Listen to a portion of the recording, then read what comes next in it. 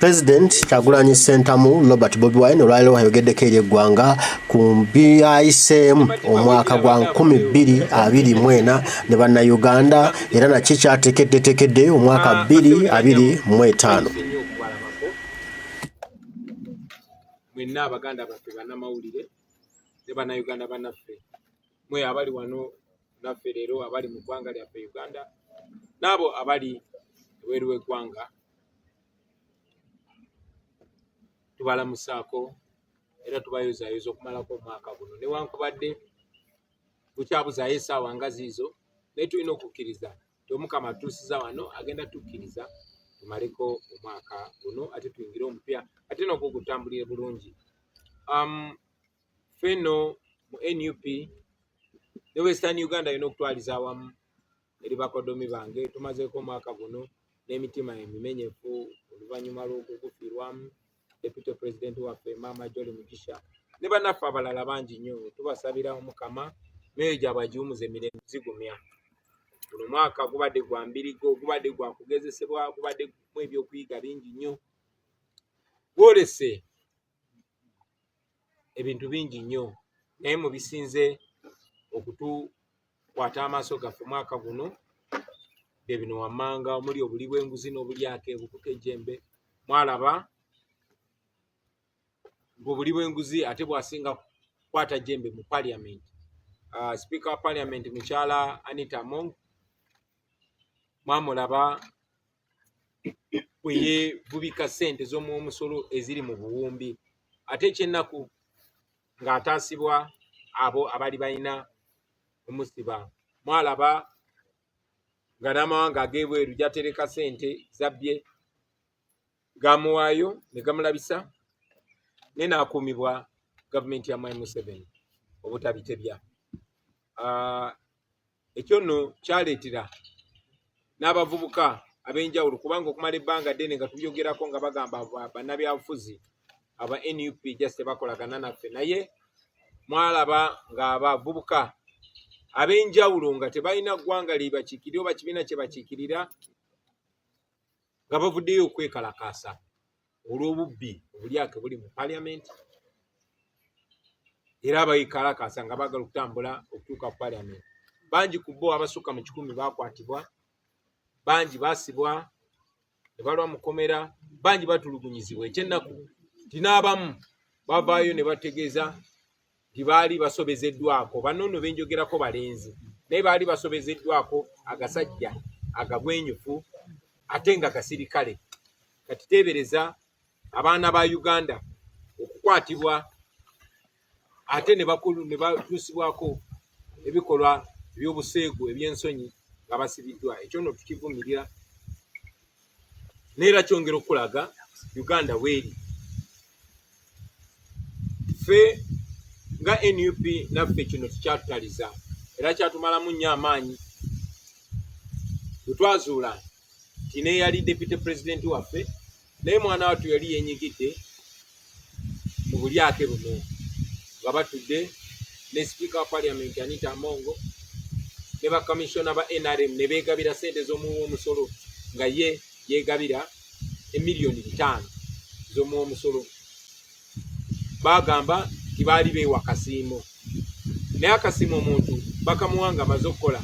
Deputy President waffe yali tannaweza na mwaka mu office yali amazeemu emyezi 11 naye neyeewa akasiimo ka miliyoni 5. Ekyo nno twakivumirira nnyo era twavaayo nga NUP ne tumusaba ssente z'omuwa omusolo azizeeyo yetondere eggwanga era alekulire okuva ku kifo ekyo gyali akoledde emisango egyo kubanga ffe twamulonda okugendayo. Era nga bwe kyasuubirwa gavumenti ya Mwai Museveni yagaana negamba tulina buyinza omujjayo era nemukuuma era bwe twogerera newankubadde ffe twamulonda bamulemeza mu kifo kyetwamulonda naye twakola omulimu gwaffe nga bwe twalina okukola era netwegaana ebikolwa ebyo kubanga tetukkiririza mu bulyake tetukkiriza okwezibika ssente za muwa musolo nga National Unity Platform. Twongedde okulaba embeera y'ebyonfuna mu ggwanga enzibu ennyo enyigiriza ennyo nga tumaliriza tulabye nti abaana bangi bagenda mu nsi naddala ez'Abawarabu okukola emirimu eginyoomebwa. Zandibadde nti bagenze kukola naye tufuna lipooti nnyingi nnyo. Abangi batuusibwako ebikolwa eby'ensonyi n'abalala ne badda nga bafudde. Ekyo kyongera otulaga embeera ey'ebbula ly'emirimu n'ey'obwavu eri mu Uganda gye tulina okulwana ennyo okukyusa. Naffe kennyini kyongera otulaga eddimu lye tulina ng'abakulembeze singa tuba tumaze okugyako Museveni. Tuba tulina eggwanga tonnyo, tewali mirimu ate n'ebyenfuna biri bubi nnyo. Ekimu ku bisinze okuswaza mu bibaddeyo omwaka guno ye national census oba okubala abantu okubaddewo. Ssente nnyingi nnyo ezaateekebwamu n'obudde bungi obwateekebwamu, naye nga bwe mwalaba bangi abakozi ababala abantu tebaasasulwa, bangi ebyuma bye baali balina okukozesa byafa nga tebannakola, ate ne bannayuganda bangi nnyo tebaabalibwa. So ekyo kyongera okulaga obunafu oba obutasobolera ddala obuli mu gavumenti ya Mwami Museveni. Lipooti ey'okubala abantu bwe yafulumira mwalaba ebitagatta bingi nnyo ebitakwatagana na bituufu biri ku ground. Mwalaba amawanga agamu gabajja ne bagamba nti lino eggwanga lyalina abantu bangi ku myaka 10 egiyise, kati abantu bakendedde, kitegeeza bafudde bufi tebazaddeyo mwana n'omu, ekitasoboka. So ekyo kyongera otulaga obunafu obwa gavumenti ya Mwami Museveni. Ssente nnyingi ezaakozesebwa naye tebasobola yadde kola pulojekiti ya ggwanga ng'okubala abantu, nga tokubala abantu omuwendo gw'abantu n'ebiri mu ggwanga n'emirimu egikolebwa okwo kwe basinzira, census kwe basinzira okuteekerateekera eggwanga. Kuba bamanyi abantu bwe bali, abalina emirimu n'abatalina, abato bameka, abakulu bameka, abakyala bameka, n'abaami bameka, n'ebirala bifaanana bwe bityo. Ebyo nno byonna twafuna bifu, kyokka ate nga balina emyaka 10 okuteekateeka okubala abantu bano. Ekyo kikulaga gavumenti ki efuga eggwanga lyaffe. Omwaka guno ogwa 2024 twongedde okulaba amagye gaffe nga gali mu ggwanga lya Congo. Kinajjukirwa nti amagye gaffe gaasindikibwa mu ggwanga lya Congo nga ne paliamenti teyeebuuzibbwako, naye bo mu 2 zaavuga, tebaatuwa full report ngeri gye zaavuga, naye ne batugamba abayeekera ba ADF era ne batika amagye gaffe nga bakozesa ssente za muwamusolo empitirivu okutwala amagye gaffe Congo. Lunaku lwaleero ripooti nnyingi ezifulumye nga mwe muli ne ripooti y'ekibiina eky'amawanga amagatte United Nations nga ziraga nti amagye ga Uganda gali Congo gawagira bayeekera ba M23, amagye ga Uganda gali Congo genyigira mu kunyagulula ebyobugagga eby'eggwanga lya Congo n'ebirala bifaanana bwe bityo. Naye ate nga kinajjukirwa nti lwe twasembayo okusindika amagye gaffe Congo ganyagulula embaawo ebyobugagga ne gakwata abakazi ne gatemula abantu era ne twalibwa mu kkooti y'ensi yonna, International Court of Justice, ng'eggwanga lya Uganda ne batusalira mu musango ne batutanza triliyoni 1 mu biliyoni 2. Kitegeeza baatutanza ebiliyoni 1,200. Ezo nno Museveni si yagenda ozisasula oba abasirikale be. Ezo abaana bamwe n'abazzukulu be bagenda ozisasula. So ekyo kikulaga kiki olina okusuubira ku mulundi guno ng'amagye gaffe gazeeyo Congo. Omwaka guno 2024 tulabye ebikangabwa eby'enjawulo, natural disasters ezibaddewo. Si natural disasters, tragic disasters, kubanga ekyali ekiteezi kasasiro n'abikka abantu, n'abikka ekyalo Kiramba, n'atta abantu abasukka mu 3 nga bwe batugamba, naye ku ground ekiteezi batugamba abantu abaafa bangi okusinga abo, n'abalala bangi bakyabikiddwa kasasiro. Ekyennaku bwe baba batwala mu kampu bamaliza buli omu bamuwaddeyo miliyoni 2 ezitasobola na kubeezaawo maka mwezi, ne babasiibula bwe batyo.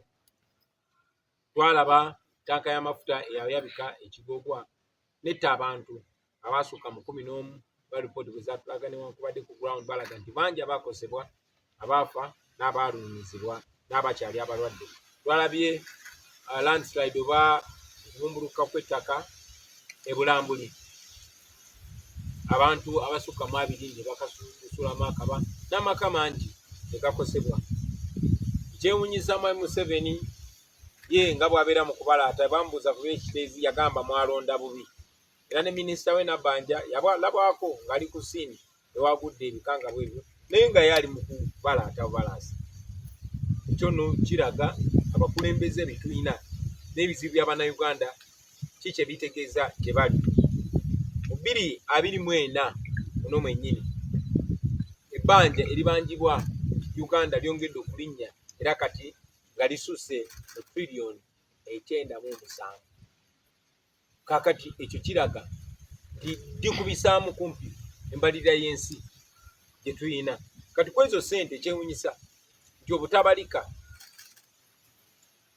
55 trillion zo zeewerebwa mu zino ensi Mwami Museveni ate zaavumirira. Bwe tubeera mu nsi zino nga tubagamba temuwola Museveni ssente kubanga azikozesa bubi, ate ffe tugenda ozisasula ng'agamba tukolagana n'abazungu.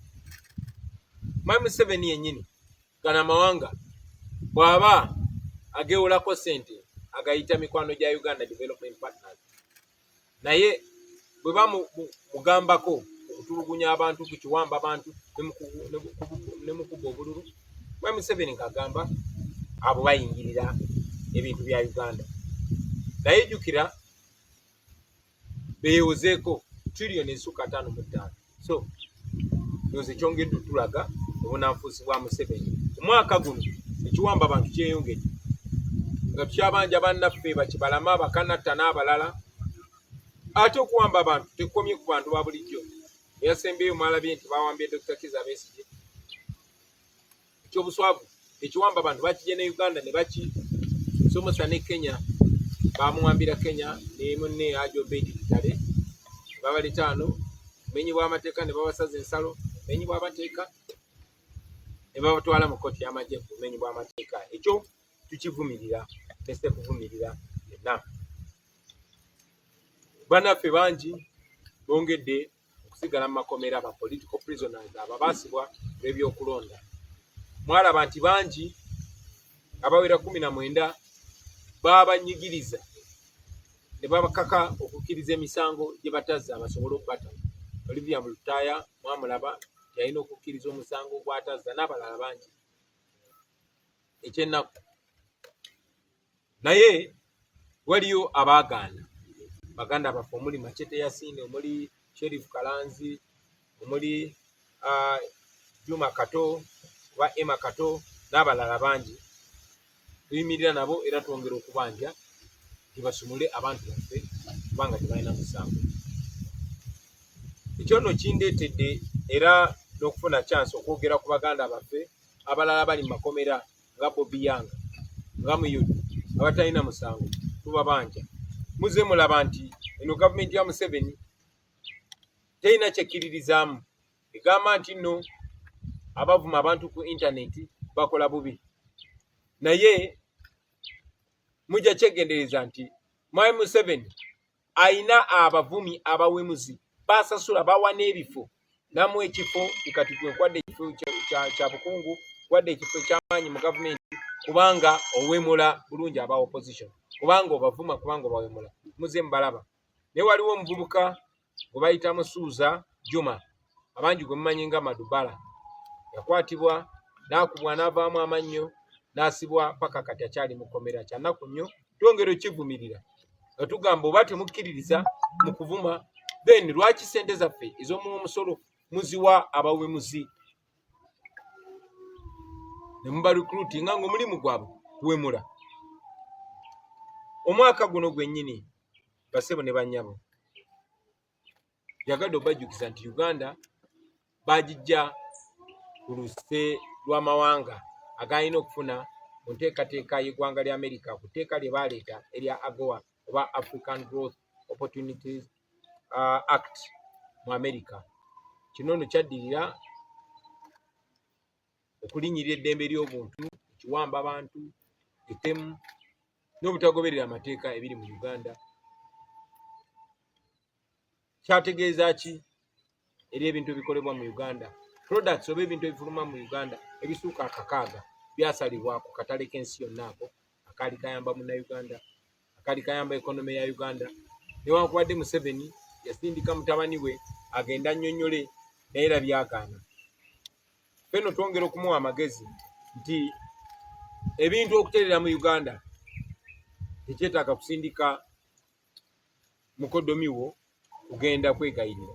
Kola bukozi ekituufu, wa abannayuganda ekitiibwa, wa amateeka ekitiibwa, lekerawo ettemu, then byonna byonna bijja kutereera wano mu Uganda. Omwaka guno bingi ebinyigiriza abannayuganda, naye kikyali ekipya ky'emmwanyi. Mujjukire nti newankubadde bannayuganda abalimi b'emmwanyi baavaayo ne balaga obutali bumativu ne bawakanya eky'okugyawo ekitongole ekikulakulanya emmwanyi ekya Uganda Coffee Development Authority, naye Mwami Museveni ng'akozesa eryanyi yagenda maaso n'aggyawo ekitongole kya Coffee Development Authority n'akigatta Ministry ey'ebyobulimi n'obulunzi. Newankubadde ng'erina obunafu ffenna bwe tumanyi, kino nno kitegeeza nti abalimi b'emmwanyi abasukka obukadde 12 mu Uganda basula ku tebuukye kuba bamanyi obunafu obwa Ministry ekola ku byobulimi. Mwami Museveni muzze mulaba ng'awali ssente wonna ayagala awambewo, atekewo bantu be ab'omu nju, ab'eŋŋanda ze, oba abo abamulya mu ngalo. Kati mwaka guno ogwakaggwako financial year 2023-2024 oguweddeko mu mwezi ogw'omukaaga omwaka guno gwalaga nti Uganda yatunda emmwanyi eziweza obutabalika 4 billion 4.2 trillion shillings. Ezo sente zaali nyingi nnyo. Kati Mwami Museveni n'agamba wano waliwo sente kubanga ezo zikyasiza, that was the highest in 30 years. Kwegamba kikulaga nti Uganda Coffee Development Authority n'obunafu bwayo yali etumbudde omutindo gw'emmwanyi nga ne ssente zetufuna mu mmwanyi zeeyongedde. Naye Mwami Museveni kubanga yayagala ye yaba controllinga emmwanyi n'akasente akava mu mmwanyi, n'aggalawo UCDA nga tafuddeyo kigenda kutegeeza ki eri abalimi b'emmwanyi. Kati nno oba ekyo mulowooza kye kinyiiza okusinga, omwaka guno gwennyini Mwami Museveni yajjawo okubuusabuusa kwonna, yagezaako okuzimba bwakabaka bwe ku ttaka eritali lirye. Mwami Museveni yalonda mutabani we abeere nga yakulira amagye. Kakati bw'oba oyagala okumanya ekiri mu bwongo bwa Mwami Museveni oba bwe kiri mu bwongo bw'abo abamwetoolodde oba famire ye, tolina genda wala, genda ku Twitter oba X olabe mutabani we byawandiika. Tebikoma bukomi kubeera bya kito oba bya buwumbatuutu, no, biraga obusosoze mu mawanga obw'ekimmemmette. Biraga nti ye mutabani wa Museveni n'ab'enju ye ne famire ye balaba nti ab'akabira ye ab'eggwanga lye bokka be bantu. Manyi Abaganda bagamba gambo bbi wamwenge alisanga ku mwoyo, naye olwo olugero lutuukirira bulungi nnyo mutabani wa Museveni. Ekyo kyongere okubalaga Bannayuganda bannaffe mwenna nti tuli mu kaseera ka kazigizigi bwe tuba tukyafugibwa abantu abalowooza nti abantu ab'amawanga abalala bonna si bantu kimala okuggyako bo. Tukivumirira kubanga tukkiriza nga constitution ya Uganda bweraga nti buli munnayuganda yenna yenkanankana ne munne, oba oli wa ggwanga ki, oba oli wa ddiini ki, oba oli wa kikula ki, oba oli muto, oba oli mukulu, oba oli mukyalo, oba oli mwami, buli omu yenkanankana ne munne era alina okuyisibwa kyekimu, alina okuweebwa ekitiibwa kyekimu, ffenna twenkanankana wansi w'amateeka. Mu mwaka guno omulamuzi Kisakye ow'ekkooti enkulu eya Uganda, ekkooti ensukkulumu, yadduka mu ggwanga n'agenda mu buwaŋŋanguse era amawulire galaga nti yadduse ategedde nti baali bagezaako oba baali baagala kumutta. Kyannaku n'ekyongero tulaga ensi gye tulimu. Omulamuzi Kisakye ye mulamuzi yekka eyawakanya Owiny Dollo ne banne n'alaga amazima agali mu kalulu aka 2021 era n'alaga nti baakabba bubbi. Naye okuva ku olwo baatandika omunyigiriza paka we bagezaako mutta n'adduka mu ggwanga. Ekyo kikulaga nti Mwami Museveni alwanyisa buli kitongole kyonna ekiri independent oba ekyemalirira oba ekikkiririza mu mazima n'obwenkanya. Naye ebyo byonna wadde biri bwe bityo waliwo essuubi, wakyaliwo essuubi basebe ne bannyawe. Era nsaba tuyingire mu mwaka omupya nga tulina essuubi olw'ensonga nti mu mwaka guno gwennyini bwe twetoolodde eggwanga tulabye essuubi, tulabye obuwagizi, tulabye okuyaayaanira enkyukakyuka, tulabye obumalirivu. Ekyo kyokka kitulaga nti abantu bali ku sayidi amazima, abantu bali ku sayidi yaffe, abantu bali ku sayidi ya nkyukakyuka. N'olw'ensonga eyo temuggwamu ssuubi. Omwaka guno gwennyini ze kennyini baali banjagaza kufa era nasimatuka ettemu awo Bulindo, newankubadde namalira mu ddwaliro nemala nga mpenyerera ku miggo, naye Mukama mulungi nasooka era bwendi era nkyaliwo era sijja kuvaawo. So ekyo kikulaga nti Katonda akyali ku sayidi yaffe, kuba bajja n'emmundu bajja n'ebisi byonna byonna, neffe tujja na Mukama Katonda ate ne tusigala nga tuli bawanguzi. So temuggwamu ssuubi. Omwaka guno twagulawo essomero lyaffe ery'obukulembeze NUP School of Leadership e Kamwokya awalinga ekitebe kyaffe ekikadde. Era omwaka guno gwennyini ne tusobola okutikkira abayizi baffe abaasooka. Tukyebaliza Katonda. Ekyo kyongero tulaga nti tusenvula ebigere tubitwala mu kkubo ettuufu. Tugende mu maaso, tetugwa amaanyi, tetupowa, tugenda kuwangula era tujja kuwangula. So eri bannayuganda mwenna abatuwagidde, abawagidde enkyukakyuka, abaagadde ensi yammwe, mwebale nnyo, mwebalire ddala. Mwe abali mu Uganda n'abali ebweru mu diaspora, mwebale nnyo. Eri bakulembeze bannaffe mwenna, mwebale nnyo, mwebalire ddala, temujjanga okwo. Eri abo abafiiriddwa, abasibiddwa, abakoseddwa omwaka guno, Mukama abagumye ate abawe amaanyi n'obuvumu, tuyingire omwaka ogujja ate nga tuli b'amaanyi, nga tuli bamalirivu okusinga bwe tubadde. Tuyingire omwaka ogujja nga tuli bagumu. Nsaba tukozese ebibaddewo omwaka guno, lessons, experiences bye tulabye ne bye tuyize, ate tuyingire omwaka ogujja nga tulowooza okusinga bwe tubadde tulowooza omwaka guno.